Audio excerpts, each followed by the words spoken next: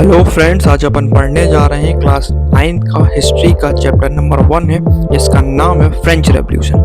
हमारा आज का टॉपिक है रीगन ऑफ टेरर। चलिए स्टार्ट करते हैं। अब जो जैकोबिन क्लब था मींस रॉबेस्पियर की सरकार थी, वह क्या करती थी कि जो भी रिपब्लिक नेशन के अगेंस्ट में हो उसे जेल में डालकर मुकदमा चलाती थी और दोषी पाए जाने पर उसे गुलोटीन से सर चढ़ाकर मार दिया जाता था।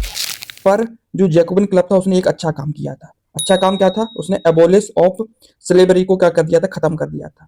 अब स्लेवरी क्या होती है? तो दोस्तों जो फ्रांस था, जो उसकी कॉलोनी थी कहाँ पे? कैरिबिया में। इसमें कौन कौन सी कॉलोनी थी? इसका नाम था मार्टिनिक था, दूसरे का नाम था सेंट डोमिनियो और तीसरी कॉलोनी का नाम था गुडालूप। और तो यहाँ क्या होता था, कई सारी चीजें इंपोर्ट होकर फ्रांस के अंदर आती थी, जैसे कि हो गया तुम्हारा टैबेको, इंडिगो, शुगर, कॉफी आदि। इस तरह की चीजें फ्रांस के अंदर आती थी। पर प्रॉब्लम क्या थी कि इन चीजों को बनाने के लिए कई सारे मजदूरों की जरूरत पड़ती थी और यहाँ काम करने के लिए कोई भी तैयार नहीं था।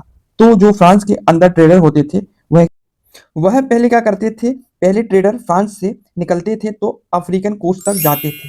फिर वहां से लेबर को खरीदा जाता था और उनके साथ में हाथ में हथकड़ी डालकर अटलांटिक ओशन से कैरेबियन आइलैंड तक लाया जाता था। फिर वहां पर उनसे जबरदस्ती काम कराया जाता था।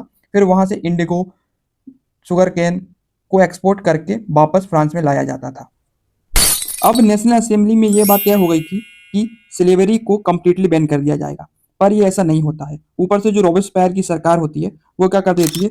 चर्च को बंद कर देती है और इसकी जगह पर गवर्नमेंट ऑफिस को खोल दिया जाता है। अब जो जैकोबिन क्लब का लीडर था रॉबेस्पियर, वह अपनी मनमर्जी करने लगता है और लगातार देशों से मजदूरों को खरीदता और बेचता रहता है। तो दोस्तों इसके साथ भी वही होता है जो बाकी के साथ में हुआ था। तो 1794 को इसको दोषी घोषित कर दिया जाता है और इसे अरेस्ट करके गुलियोटिन पे इसको क्या कर दिया जाता है? चढ़ा दिया जाता है। और इसी के साथ में जो जैकोबिन क्लब होता है उसका क्या हो जाता है? एंडिंग।